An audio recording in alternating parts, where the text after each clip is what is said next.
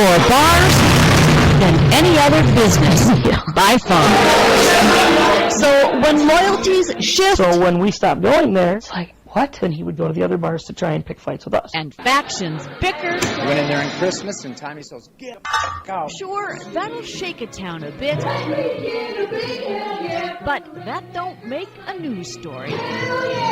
Him and one of the other people that had an ongoing battle, they would always, every time they would drink, they would fight. Instead of taking their barroom brawls outside, folks, I think that was the first one. Took it to the web. And that's where all this anti-cow pie page came from. That's right, an anti-cow pie, their nickname for a local bar manager, Facebook page. And when the law got involved... It's not right. This is America. Well, that's when it became a news story. We have freedom of speech. There are people dying every day for that. This whole thing started when someone died. He had the biggest heart, probably the biggest hearted person I ever met. I mean, he'd give you a shirt off his back.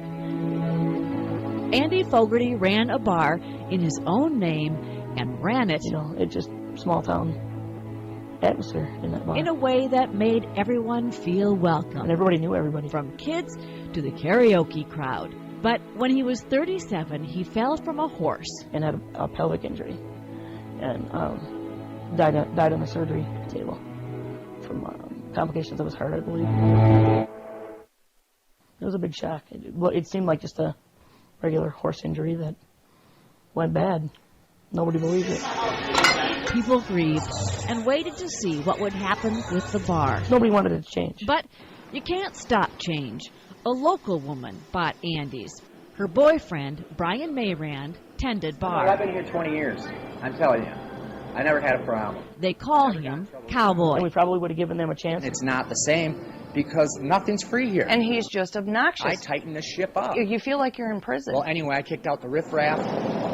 People Mayrand fired crossed the street to work. There was a lot of name-calling. Forget trying to figure out who started it. Just know it kept getting hotter. I'm getting harassed constantly. Until Tempers are now to another level. somebody got hurt. They started antagonizing each other and calling each other out. Turned around and suckered me, did me a fireman's throw. Cowboy's on the ground. And there's medical people around him. And No charges. Mayrand didn't even file a police report until, he says... I did until the harassment started, then I started getting worried. What's next? What's next was everybody decided that they just needed a place to vent. a Facebook page. Then all of a sudden someone told me about Facebook because I don't go on the computer. Okay, what did they tell you What did they tell me? And what, about Facebook? What did you hear? What did you hear about the Facebook? Anti-cow pie. Now they call him Cow Pie instead of Cowboy, make fun of his appearance. This goof has insulted us for years, one post reads. So it's not meant to just single him out. It's just meant for us to vent. Well, it is. It does single him out. Well, it clearly singles him out. Well, that wasn't meant as that.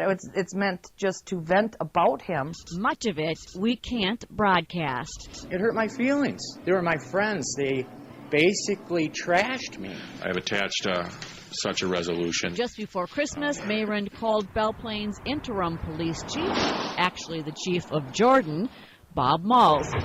He wrote this report listing various grievances, including the Facebook page. What did the chief say he would do about the Facebook page? He'll take care of it.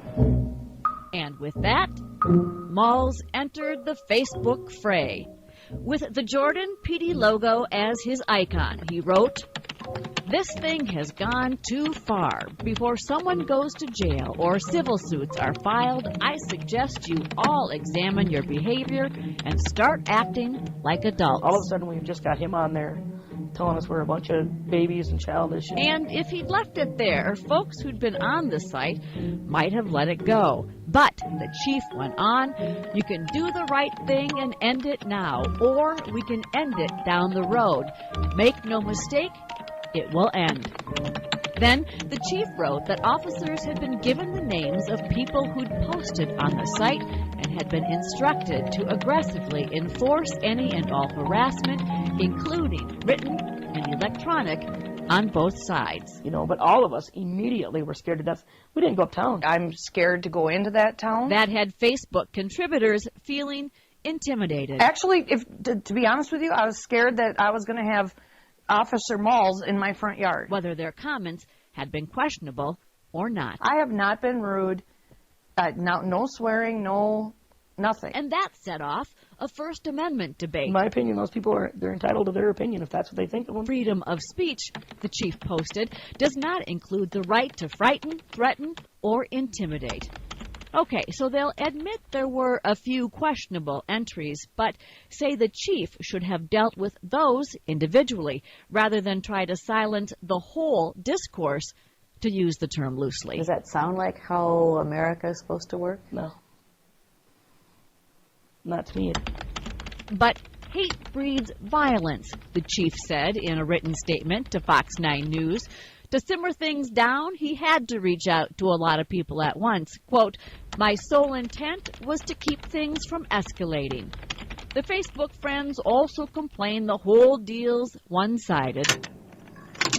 Like the time Marie called police. He will not leave, and we would like someone to come up to the bar. When she says Mayrand was harassing her at the bar where she was working. Is that him yelling in the background? This is Cowboy yelling in the background. Police came and told Mayrand the childish behavior between all of them had to stop, and then walked him across the street. I told him I felt threatened, but they let him go back across the street into his bar. Now, how fair is that? Do you think the police department's taking your side? No, I think he's looking at both sides, but basically understanding that there's 50 against 1, and I feel like the little boy that's being picked on in school. The page got quiet right after the law got involved. Do you think it's died down? No. Why are you here? If it's died down, then you wouldn't be here. Sure enough, things heated up again. Mayrand has asked the judge to order one guy to take all his posts off the page. The judge is considering it. And Mayrand's complained to police that a recent post about his background isn't true. And that's being investigated. They get on the computer hacking away, and they just get lost in it. It's mean, but it's true. The woman who started the Facebook page says she's had to do some censoring of her own. In order to keep people out of trouble with the chief, she's taken down some posts that might be viewed as harassing. I'm Trish Van Pilsum for Fox 9 News. Failure to agree on a budget would lead to a federal government shutdown beginning Friday at midnight. At the White House, President Obama rejected a short-term Republican proposal to cut spending by $12 billion in return for another week of government funding. Obama also criticized Republicans for targeting education and medical research. Given the fiscal situation that we're in, everybody's got to make some sacrifices. Everybody's got to take a haircut. And we've been willing to do that. But what we're not willing to do is to go out there and say, we're going to cut another 60,000 Head Start slots. We're not going to be willing to go out there and say that we're going to cut medical research. We're not going to cut those things that we think are absolutely vital to the growth of the American economy and putting people back to work. As the talks continue. It has been a mystery for a year now why Stephen Harper fired Helena Georges, kicked her out of the Conservative Party, and ordered an RCMP investigation. Georges says Harper has never told her what he had on her. Tonight, we can tell you. The allegations are stunning, but even more stunning, they were based on one source who had no evidence. The CBC's Lori Graham has this story tonight. Stephen Harper appeared confident and convinced the day he fired Helena Georges. Last night, my office became aware of serious allegations regarding the conduct of the Honorable Helena Georges. That was a year ago, and to this day, the Prime Minister has never explained what those allegations were. Now, the answer. CBC News has obtained the letter sent by Ray Novak, Stephen Harper's principal secretary, to RCMP Commissioner William Elliott. The Prime Minister has asked me, wrote Novak, to provide a list of allegations about Georges and her husband, Rahim Jaffer. That list was stunning. fraud, extortion, and a suggestion that Georges had involvement in prostitution. It was a startling allegation made on behalf of the Prime Minister and without a single shred of hard evidence. In fact, Novak even told the Commissioner the Prime Minister's office had no first-hand knowledge of the allegations, but that a man named Derek Snowdy did. Snowdy is a private investigator who supposedly provided information to Conservative Party lawyer Arthur Hamilton. Hamilton later met with 2 RCMP investigators on the 5th floor of this building. CBC News has obtained a transcript of that interview. Much of it has been redacted, but what is there is filled with astounding allegations about Jaffer and Georges. Partying with hookers, doing cocaine, and then he singled out Georges with this incriminating claim that there was apparently video of the former Minister of State for the Status of Women snorting cocaine off the breast of a prostitute. But then Hamilton added he had no verification of that. In fact, he cited newspaper articles as an additional source of information. At that point, the RCMP asked if Hamilton was aware of anybody who could back up his claims. He said, "I am not," but he did confirm he spoke with Derek Snowdy.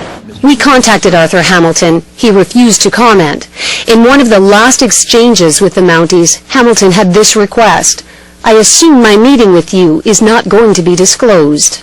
As for the so-called source, Derek Snowdy, here's what he said under oath about Helena Georges. I have no evidence or no information with respect to conduct of Ms. Georges in my possession or knowledge. After an exhaustive 3-month investigation, the RCMP reported back to PMO. The investigation disclosed no evidence to support a charge under the criminal code. Even after she was cleared, Stephen Harper never talked to Helena Georges. No one has ever apologized, and she has never been allowed back into Cabinet, caucus, or the Conservative Party. Lori Graham, CBC News, Toronto. So, where are all those people today who are mentioned in Lori's story? Helena Georges is running for re-election as an independent Conservative in the Ontario riding of Simcoe Grey. Her husband, Raheem Jaffer, is a stay-at-home dad to their infant son. Arthur Hamilton is still a Conservative Party lawyer. And then Derek Snowdy. He's still working as a private investigator. And Ray Novak remains Stephen Harper's right-hand man as his principal secretary. The documents that form the basis of Lori's report tonight were obtained through access to information by Helena Georges.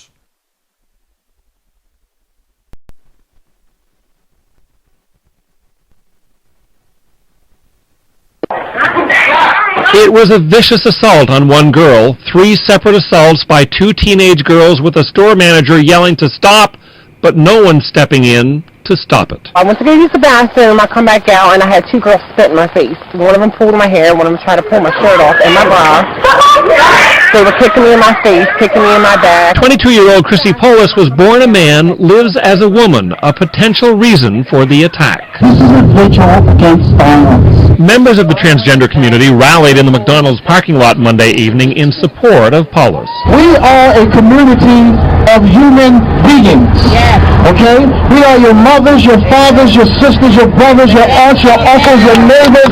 They paid special attention to Vicky Toms. See her in white? She's the woman who stepped in when no one else did to help Polis and paid for it. All I did was ask them to get off of her, and they wouldn't get off of her. And I sort of body held her away, and then she screamed at me, "It's none of your effing business," and punched me in the face. Polis ended up on the floor having a seizure. Vicky Toms, who stepped in, is angry that employees and customers didn't help. What will my mother say about this? She just said, "You're crazy." She would have said you're crazy for doing it, but she would have done the same thing. And she would have been proud of it. Yeah. One of the teenagers, 18, is in jail facing 2 counts of assault. The other, 14, is being treated as a juvenile. Authorities are investigating whether to add hate crimes to the charges.